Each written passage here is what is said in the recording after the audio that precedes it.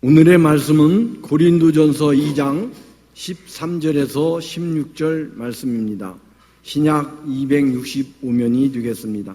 받들어 봉독에 올리겠습니다.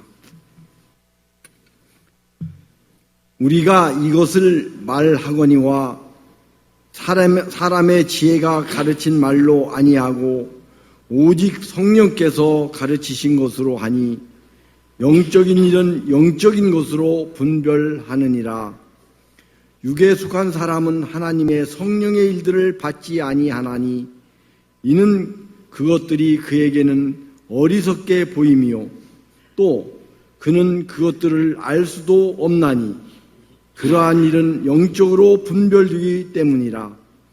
신령한 자는 모든 것을 판단하나 자기는 아무에게도 판단을 받지 아니하느니라. 누가 주의 마음을 알아서 주를 가르치겠느냐? 그러나 우리가 그리스도의 마음을 가졌느니라. 아멘. 오늘의 메시지는 신앙과 영성입니다. 사랑과 은혜가 많으신 아버지 하나님, 오늘도 우리들이 주님 앞에 겸손히 모여서 예배를 드리고 기도합니다. 우리의 기도를 오늘도 들어주시고 우리가 영적으로 새로운 삶을 살 수 있도록 오늘 우리들에게 힘을 더해 주시기를 원합니다.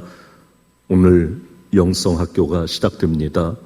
하나님께서 우리에게 바라는 영적인 삶을 다시 한번 생각하고 결단하는 기회가 되게 해주시기를 원합니다. 부족한 점을 붙들어 주셔서 하나님의 뜻을 올바로 전달할 수 있도록 인도해 주시기를 원합니다. 예수님 이름으로 기도합니다. 아멘. 벌써 적어도 6개월 전에 이 앞에 2020 영성학교라고 하는 배너를 걸어놨었는데 이 코로나 때문에 그 시간을 잘 잡지를 못해서 지금까지 연기가 되어져 왔습니다. 그런데 이제는 조금씩 주의하면서 할 수 있겠다 싶은 생각이 들어서 오늘부터 영성학교라고 하는 이름으로 말씀을 드리려고 합니다. 여러분, 우리가 예수 믿는 사람이라면, 교회 다니는 사람이라면 이 영성이라는 말을 참 많이 쓰는데 또 영적인 생활이라고 하는 말을 많이 사용하는데, 그런데 도대체 영성이라고 하는 게 뭐냐 하는 겁니다. 잘못 이해되는 경우도 너무나 많습니다. 한마디로 말하면 영성이라고 하는 건 신학이 아닙니다. 영성이라고 하는 건 행함입니다. 신앙이라고 하는 건 행함으로 나타나고 또 완성되어지기 때문입니다. 그래서 이번 영성학교에서는 에바그리우스라고 하는 사람의 이야기를 함께 나누면서 우리 신앙과 그리고 영성에 대해서 다시 한번 확인해 보고자 합니다. 오늘은 본격적으로 이 얘기를 드리기 전에 서론적으로 에바그리우스라고 하는 사람을 소개해 보려고 합니다. 아마도 여러분들은 처음 들어본 사람일 수도 있겠는데, 그런데 기독교 영성학에서는 개신교와 캐톨릭을 포함해서, 아니 동방 정교회까지 포함하고 이집트의 콥틱 종교까지 다 포함해서 이 영성가 하면 에바그리우스를 빼놓을 수가 없는 겁니다.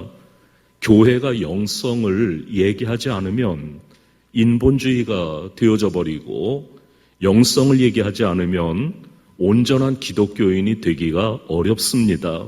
그래서 좀 어렵지만 이 에바그리우스를 오늘 소개하고 다음 주부터는 본격적으로 영성이라고 하는 게 도대체 뭔가, 영적인 삶이라고 하는 게 뭔가라고 하는 것을 다루어 볼 텐데, 지난번에 말씀드린 대로 다음 주부터는 이제 조를 편성해서 제가 여기에서 드린 말씀을 조별로 함께 되새김하고 그리고 결단을 나누는 시간을 가지려고 합니다. 적극적인 참여를 부탁을 드립니다. 아마 다음 주부터는 그렇게 어려운 얘기가 아니겠습니다만은 오늘은 그래도 영성학교라고 하는 이름을 붙였는데 학교는 공부하는 곳이잖아요. 그러니까 조금 공부라고 하면 조금 지겨울 수 있고 어려울 수 있고 저 얘기가 나와 뭔 상관이 있겠는가 할 수도 있겠는데 그래도 들어두시면 그게 우리 신앙생활에 도움이 되고 또 내 지적인 그런 양식도 조금은 더 증진시킬 수 있는 기회가 될 것이라고 하는 생각을 합니다. 아마도 많은 기독교인들 가운데 에바그리우스를 아는 사람은 별로 없을 거예요. 여러분들은 그만큼 영성하게 가까워진 거고 영성 삶에 영적인 삶에 가까워진 그런 삶으로 이제 한 걸음 다가갔다고 봐도 될 것 같은데 먼저는 이 에바그리우스라고 하는 사람을 좀 소개를 해드리려고 합니다. 지금 말씀드린 대로 이 에바그리우스는 기독교 영성 신학의 아주 중요한 인물입니다. 적어도 영성이라고 하는 것에 관심을 가진 사람이라면 이 사람을 모르면 안 됩니다. 이 에바그리우스라고 하는 사람은 그야말로 파란만장한 생애를 살았습니다. 최고 정상에 있던 사람이 최악의 밑바닥까지 갔다가 다시 존경스럽게 생애를 마친 신학자요, 수도사요, 영성가였습니다. 이분은 345년에 태어났습니다. 터키의 이보라라고 하는 곳에서 태어난 분인데 399년에 하나님의 부름을 받습니다. 그러니까 54세, 약 55세에 죽게 되어집니다. 그런데 이분에게서 가장 중요한 건 뭔가 하면 기독교사에서 우리 기독교 역사 가운데 가장 중요한 논쟁이 있었습니다. 그게 바로 삼위일체 논쟁인데 이 논쟁, 삼위일체 논쟁을 한마디로 정리한 분이 바로 에바그리우스입니다. 이 얘기를 하려면 여러분 아리우스 논쟁이라고 하는 걸 좀 생각을 하셔야 되는데 앞에서 말씀드린 대로 공부니까 요거는 그냥 공부니까 공부한다 생각하고 들으시면 좋겠어요. 아리우스 논쟁이라고 하는 게 뭔가 하면 318년도에 알렉산드리아 교회에서 시작되어진 논쟁입니다. 이 교회의 감독은 알렉산더입니다. 지금으로 말하면 알렉산드리아 교회의 담임 목사였습니다. 이분이 알렉산더고요. 그리고 그 교회에 아주 막강한 지식을 가지고 있는 장로님이 한 분 있었는데 그분이 아리우스입니다. 그러니까 담임 목사인 알렉산더와 그리고 장로인 아리우스가 논쟁을 하는 거예요. 이 두 사람이 논쟁을 가졌습니다. 알렉산더는 뭘 주장을 했는가 하면 삼위일체를 주장을 합니다. 삼위일체라는 게 뭡니까? 성부, 성자, 성령 하나님은 한 분이다. 따로 떨어져 있는 게 한 분이다라고 하는 게 삼위일체이지 않습니까? 그것을 알렉산더가 주장을 해요. 그랬더니 아리우스가 정면으로 반박을 합니다. 이견을 피력하는 겁니다. 아리우스는 삼위일체를 믿지 않았거든요. 삼위일체를 부인합니다. 그가 한 얘기를 보면 이렇게 얘기합니다. 아들의 존재는 성부와 같은 본질에서 나온 것이 아니라 다른 존재로부터 나왔을 것이다. 하나님은 시작도 없고 끝도 없다. 그러나 아들 예수는 시작도 있고 끝도 있다. 하나님은 피곤하지 않으신데 예수님은 피곤하셨다. 하나님은 주무시지 않았는데 예수님은 주무셨다. 하나님은 식사를 안 하셨는데 예수님은 식사를 하셨다. 그러니까 삼위일체 아니다 이 말입니다. 성부 하나님, 성자 하나님, 성령 하나님이 다 다른 분이라는 거예요. 예수님은 하나님의 아들, 이 말조차도 삼위일체가 아니라는 뜻이라는 겁니다. 그런데 문제는 아리우스가 그런 논쟁을 얘기하니까 동조자들이 생기게 된 겁니다. 파도처럼 퍼져나갑니다. 알렉산더 감독은 위기를 느끼게 됐습니다. 그래서 아리우스에게 동조하는 100명의 주교를 파면시킵니다. 그러나 그럼에도 불구하고 아리우스의 삼위일체를 부인하는 이론은 동방교회에까지 더 멀리 퍼지게 됐다는 겁니다. 그래서 교회가 분열이 되기 시작합니다. 알렉산더가 주장하는 삼위일체론을 지지하는 교회가 생기고 아리우스가 지지하는 삼위일체는 없다라고 하는 것을 지지하는 그런 세력이 생겨서 그래서 결국은 교회가 분열되기 시작합니다. 여러분, 그 당시에는 교회가 분열된다는 얘기는 나라가 분열된다는 얘기거든요. 그 당시에는 그랬습니다. 따라서 그때의 황제가 그 유명한 콘스탄틴인데 이 콘스탄틴 대제가 종교 문제가 정치적으로도 어려움을 가져오겠다. 이 나라가 두 쪽이 나겠다. 그런 위기의식을 느끼게 된 겁니다. 그래서 콘스탄틴이 왕의 권한으로, 황제의 권한으로 그 제국에 있는, 로마 제국에 있는 모든 주교들을 불러 모았습니다. 그래서 여기에서 정해라 이거예요. 삼위일체가 맞는지 안 맞는지 이 회의에서 정하라고 하는 겁니다. 그러니까 얼마나 뜨거운 논쟁이 왔다 갔다 했겠어요. 신학교에 가면 아마도 모든 신학생들이 배우는 것 가운데 하나가 이겁니다. 기독교 역사상 4개의 아주 중요한 회의가 열리게 됩니다. 4개가 아주 중요한 회의인데 325년에 열렸던 니케아 회의, 381년에 열렸던 콘스탄티노플 회의, 431년에 모였던 에베소 회의, 451년에 열렸던 칼케돈 공의회입니다. 그 중에 두 번째 콘스탄티노플 공의회는 삼위일체론을 정립한 회의였습니다. 그때 나타난 사람이 에바그리우스였습니다. 시골에서 올라왔어요. 35살입니다. 이름이 없는 사람입니다.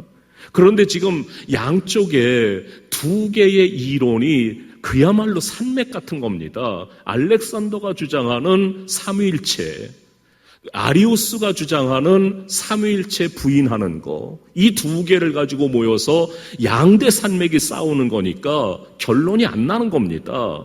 그런데 이 사람이 나서는 겁니다. 에바그리우스가 나서서 시골에서 온 촌뜨기 이 사람이 뭐라고 얘기하는가 하면 이렇게 얘기합니다. 여러분 잘 들어보세요. 예수님은 하나님이 무로부터 창조한 분이 아니라 하나님께로부터 직접 오신 분이다.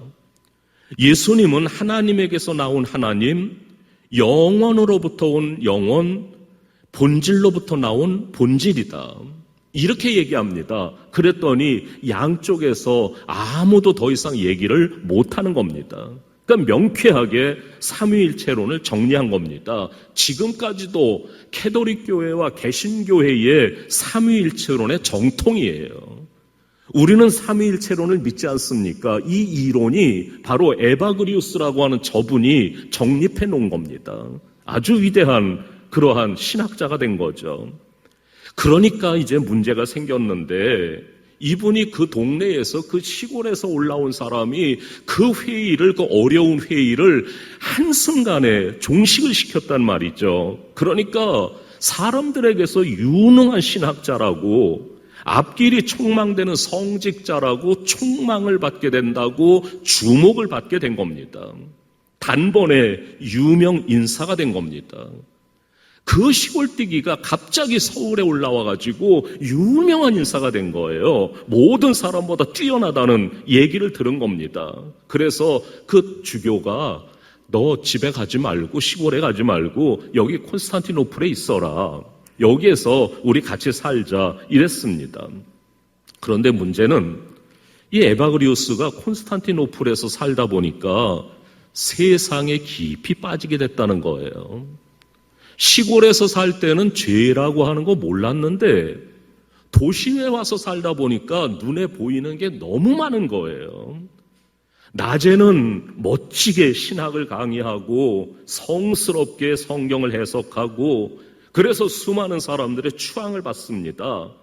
부자들이, 귀족들이 다투어서 자기네 집에 모시는 겁니다. 우리 집에 오시라고. 그래서 가면 맛있는 음식을 주고 돈을 주고 그러면서 그를 높여주기 시작한 겁니다. 그러니까 이분이 탐식에 빠지게 됐어요. 음란에 빠지게 됩니다. 소유욕에 빠지게 됩니다. 하필이면 자기가 머물던 그 집의 귀족 부인과 사랑에 빠진 겁니다. 낮에는 그렇게 아름다운 신학 강의를 하고 밤에는 그 귀부인과 사랑을 나눈 겁니다. 끊기 어려움과 끊어야 되는 당위성 사이에서 왔다 갔다 하는 겁니다. 그네 타듯이 왔다 갔다 하는 겁니다. 그러니까 사랑을 나누던 그 여인의 남편이 죽이겠다고 또 쫓아다니는 겁니다. 죽음의 위험한 그림자가 그를 공포에 몰아넣기도 한 겁니다. 그러던 어느 날 그가 꿈을 꿉니다. 자기가 고발을 당하고 재판을 받는 꿈이었습니다. 꿈속에서 음성이 들립니다. 네 영혼이 위험하다. 그런 음성을 듣습니다. 그는 식은땀을 흘리면서 깨어납니다. 하나님의 경고인 걸 깨닫습니다. 그는 꿈속에서 하나님 앞에 약속합니다. 하나님, 제가 이거 떠나야 되겠습니다. 떠날랍니다. 그리고 완덕의 길을 제가 가도록 하겠습니다.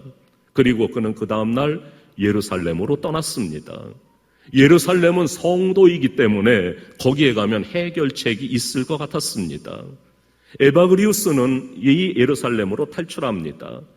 에바그리우스는 예루살렘에 가서 그 올리브산이라고 하는 산에 멜라니아가 지었던 수도원에 들어갑니다.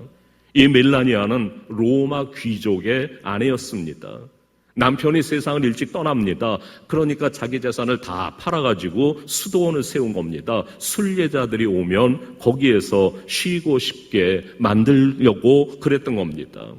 그러니까 멜라니아라고 하는 이 여인은 금욕 수도를 하면서 명성이 자자한 에바그리우스를 환영해 준 겁니다.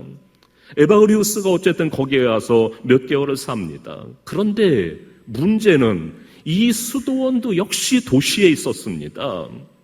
그는 콘스탄티노플을 떠나올 때, 거기를 빠져나올 때 하나님, 내가 여기를 떠나서 이제는 완덕한 삶을 살겠습니다 라고 하는 결심이 또 무너집니다.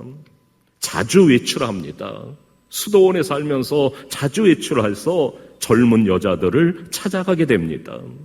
그러다가 에바그리우스가 열병에 걸립니다. 한 6개월 정도를 고통 속에 살아갑니다. 완전히 송장 같아졌습니다. 의사들은 도저히 이 사람의 병의 원인을 파악할 수가 없는 겁니다. 그런데 어느 날 그 수도원 원장인 멜라니아가 이렇게 얘기합니다. 당신 병의 원인은 영적인 병입니다. 하나님 앞에 서원한 거 있으면 지금이라도 지키십시오. 그러면 병이 날 겁니다. 그래서 에바그리우스는 그 말에 도전을 받아서 방탕한 생활을 청산하기로 작정을 합니다.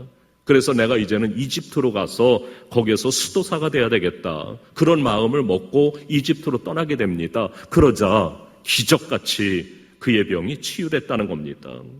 어쨌든 에바그리우스가 383년에 이집트로 갑니다. 그리고 거기서 14년 동안 수도원에 들어가서 수도사 생활을 하다가 죽게 됩니다.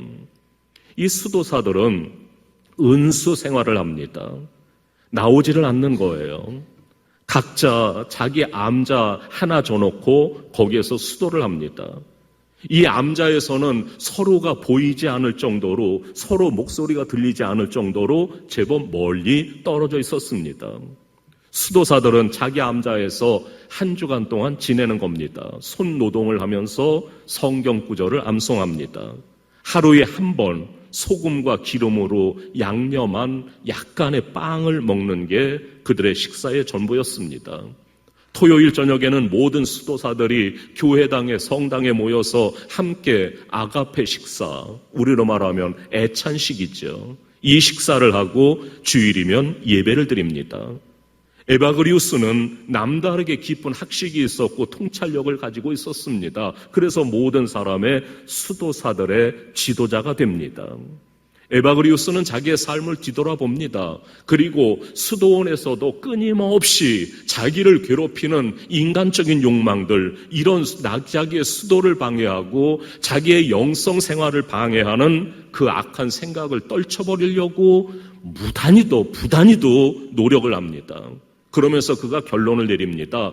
내게 다가오는 내 영성을 방해하는 거, 내 수도 생활을 방해하는 게 8가지다. 이건 악한 생각이다. 이걸 버려야만 된다. 그렇게 생각을 하고 그걸 가르칩니다. 그게 바로 저 앞에 써놓은 겁니다. 탐식, 음란, 소유욕, 분노, 슬픔, 아케디아, 허영, 교만, 이렇게 8가지입니다. 이걸 그는 죄라고 얘기를 하면서 그는 수도원에서 수도하면서 뼈저리게 싸워서 얻은 결과를 정리한 산물입니다. 그러니까 나중에 그레고리우스 교황이라고 하는 분이 이거는 수도원에서 수도사들만 알아서는 안 되고 교회에서 일반 성도들도 이거를 알아야 된다. 이렇게 살아야 된다라고 그 영성을 교회로 끌어들입니다. 근데 여러분, 제가 오늘 이제 다음 주부터는 하나하나 짚어서 말씀드리려고 하는데, 이 모든 죄들은요, 적어도 에바그리우스가 얘기하는 8개의 죄는 관계가 어긋난 것들입니다. 관계가 어긋난 게 죄라고 하는 겁니다. 먼저 탐식이라고 하는 거, 여러분, 탐식은 음식과의 관계가 어긋난 겁니다. 안 먹어야 할 것을 먹거나 조금 먹어야 될 것을 많이 먹는 겁니다. 술이나 마약은 먹으면 안 되는 겁니다. 두 번째는 음란입니다. 음란은 육체와의 관계가 어긋나는 겁니다. 이 관계를 어긋나게 되면 그걸 음란이라 그럽니다. 다른 여자를 데리고 온 다윗의 어긋남, 시아버지와 며느리 관계인 다말 이야기가 그것입니다. 사람을 사람으로 보지 않고 육체로 보는 어긋남, 그걸 음란이라 그럽니다. 요한 카시안이라고 하는 유명한 영성학자는 이렇게 얘기합니다. 탐식에서 음욕이 생겨난다. 그는 특별히 탐식, 음욕, 탐욕, 분노, 슬픔, 나태, 이 6가지 악습이 서로 관련이 있다고 그렇게 얘기합니다. 그 가운데 탐식이라고 하는 건 음욕에 영향을 주게 되고, 음욕은 다른 악습은 또 다른 죄에 영향을 주면서 악습에 빠지게 된다고 가르쳐주고 있습니다. 그러면서 그는 이렇게 결론을 내립니다. 탐식을 정복한 사람은 음욕에 의해 시험받을 수가 없다. 여러분, 잘 아시는 단테라고 하는 그분 아시지요? 그분이 이 신곡이라고 하는 그 서사시를 썼는데, 거기 보면 연옥편에 음욕의 죄를 지은 사람들 곁에 탐식에 빠진 사람이 있다. 이렇게 그는 묘사를 합니다. 그러니까 탐식에 빠지면 동물이 되는 겁니다. 동물은 2가지밖에 모른대요. 먹는 것과 섹스입니다. 탐식에 빠지면 동물과 가까워지는 겁니다. 먹는 것에 시간과 돈과 마음을 쏟는 건 영성이 아닙니다. 영적 생활이 아닙니다. 탐식은 이런 면에서 우상숭배적인 성격을 지니고 있다고 하는 겁니다. 우리 성경 로마서 16장 18절에 보면 이런 사람을 배만 섬기는 사람이라고 그렇게 얘기합니다. 이렇게 몸과 마음이 길들여지면 자기도 모르는 사이에 영적 양식으로 영혼을 채우려고 하는 이런 것에는 신경이 무뎌지게 되고 게을러지게 됩니다. 그래서 탐식은 피해야 합니다. 음란의 뿌리이기 때문입니다. 3번째로 소유욕이라고 하는 건데, 이건 물질과의 관계가 어긋난 겁니다. 내 것이 아닌 것을 내 것으로 여기는 이 어긋남에서 탐욕이 나옵니다. 도둑질하는 거, 강도질하는 거, 사기치는 거, 이런 것들입니다. 아가는 자기가 가져서는 안 되는 걸 가졌습니다. 11조를 드리지 않는 것도 소유욕입니다. 뇌물을 받는 것도 탐욕입니다. 네 번째, 분노라고 하는 건데, 이 분노는 타인과의 관계가 어긋나는 죄입니다. 분노라고 하는 것은 앞에 있는 사람에게 해서는 안 되는 행동을 하게 만듭니다. 인간관계를 어긋나게 합니다. 분노로 욕이 나오고 폭력이 나오고 심지어는 살인까지 갑니다. 깊은 상처를 줍니다. 칼로 생겨진 상처는 금방 아물지만 입으로 난 상처는 오래 갑니다. 그러니까 여러분, 우리가 이 영성 학교를 하면서 여러분 공부하면서 꼭 하나 지켜주셔야 될 거 있는데, 화가 나면 목소리가 작아지게 하는 훈련은 반드시 받으셔야 합니다. 다섯 번째, 슬픔이라고 하는 겁니다. 슬픔이라고 하는 건 시간과의 관계가 어긋나는 죄입니다. 슬픈 일을 당했을 때 슬픔에 빠져 있으면 시간과의 관계가 어긋납니다. 과거로 도망하거나 미래로 도피하게 됩니다. 이스라엘 백성들이 광야 40년 살면서 고통스러웠습니다. 그래서 그들은 과거로 도망갑니다. 애굽에서 고기 먹을 때가 좋았다는 겁니다. 애굽에서 부추와 마늘과 파를 먹을 때가 좋았다는 겁니다. 그래서 다시 애굽으로 돌아가자는 겁니다. 지금 내가 슬프다고 해서 슬픔에 빠져 있으면 미래로 도피하게 됩니다. 쨍하고 해 뜰 날이 온다고 미래로 도망갑니다. 조금만 참자라고 입술을 깨뭅니다. 조금만 참으면 젖과 꿀이 흐르는 땅으로 갈 거라고 유토피아를 상상합니다. 슬픔이라고 하는 건 현재를 잃어버리게 합니다. 지금 내가 슬프면 지금 헤쳐나가는 대처 능력을 상실하게 됩니다. 여러분, 사람이 살면서 가장 큰 스트레스, 가장 슬픈 스트레스를 받는 때는 배우자의 죽음이래요. 배우자가 하나님의 부름을 받았습니다. 연애 시절 잘못해줬던 과거를 회상하면서 슬픔을 과거로 끌고 갑니다. 아니면 아이들 걱정을 하면서 재혼을 해야 되나 이런 생각도 해봅니다. 그러나 가장 바람직한 시간과의 관계는 지금입니다.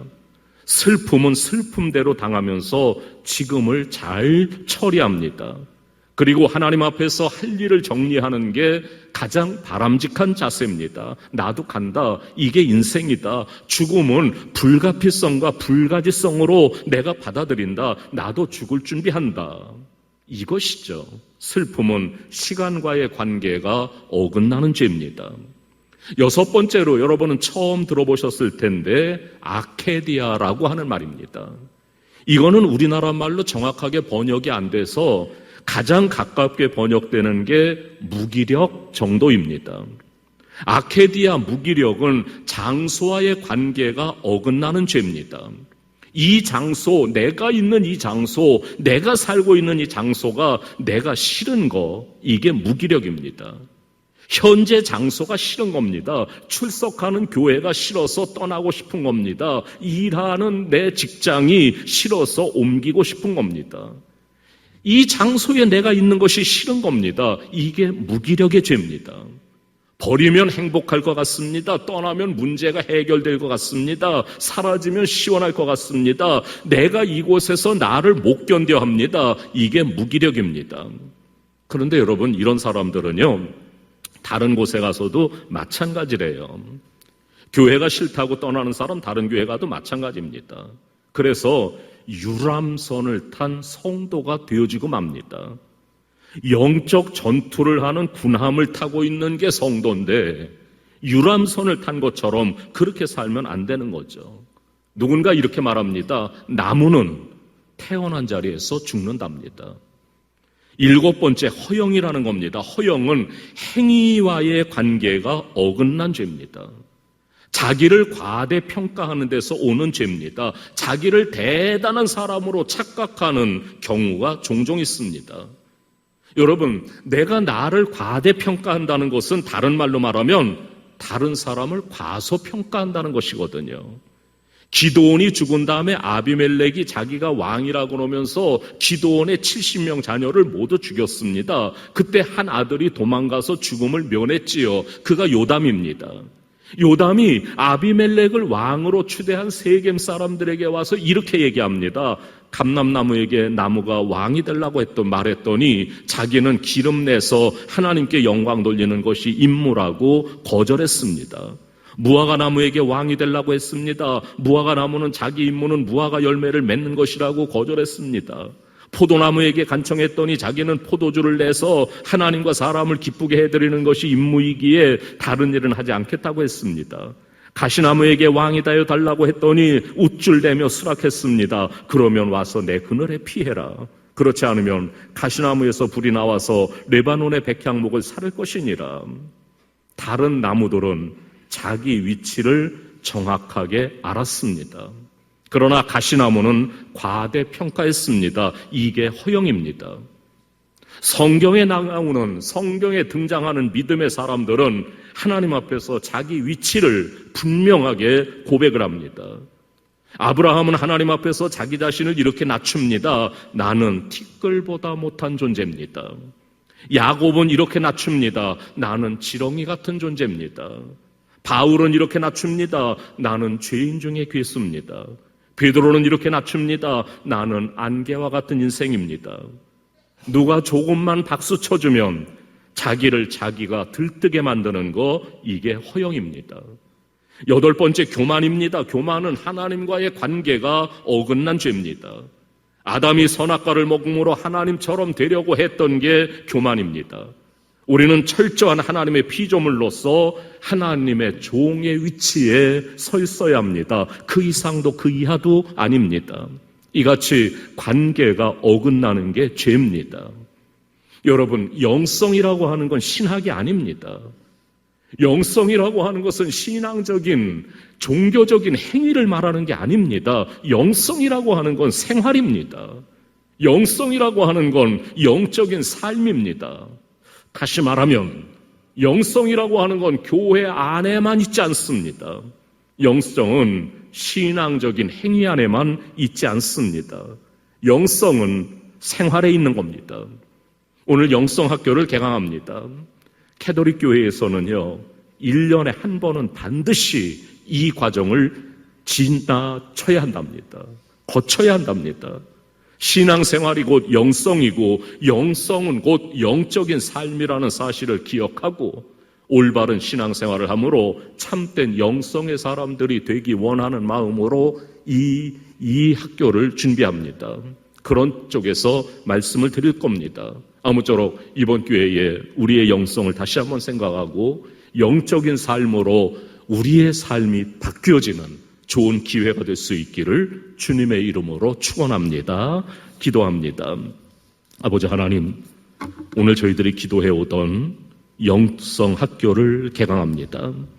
영적인 삶을 살아야 하나님께 칭찬도 듣고 영성이 올바른 사람이 돼야 사람들에게도 올바른 기독교인의 모습을 보일 텐데 우리가 그렇게 살지 못했던 것 있다면 용서해 주시고 이제는 영성이 올바른 사람, 영적인 삶을 사는 사람, 참된 기독교인들이 되게 해 주옵소서. 예수님 이름으로 기도하옵나이다. 아멘.